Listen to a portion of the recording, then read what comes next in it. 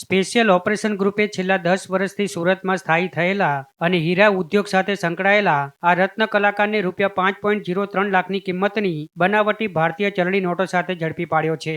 પકડાયેલ આરોપીનું નામ પરેશ પુનાભાઈ હળિયા છે, જે મૂળ અમરેલી જિલ્લાના સાવરકુંડલાના ધાંડલા ગામનો વતની છે અને 10 વર્ષથી પોતાના પરિવાર સાથે સુરત સ્થાયી થયો હતો અને હાલ પુણાગામ વિસ્તારમાં રહેતો હતો અને સામાન્ય રત્ન કલાકાર તરીકે જીવન ગુજારી છેલ્લા 6 વર્ષથી વરાછાની જાણીતી હીરાની કંપનીમાં કામ કરતો હતો.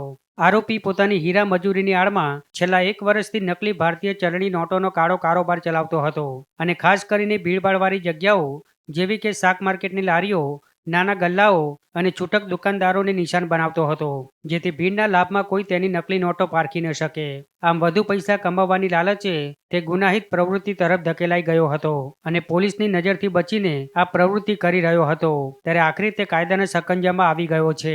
પોલીસે આરોપી પાસેથી કુલ રૂપિયા 5,55,500નો મુદ્દામાલ જપ્ત કર્યો છે. આરોપી પોતાની હીરા મજૂરીની આડમાં છેલ્લા 1 વર્ષથી આ કાળા કારોબારમાં સંડોવાયેલો હોવાનું પોલીસ તપાસમાં બહાર આવ્યું છે.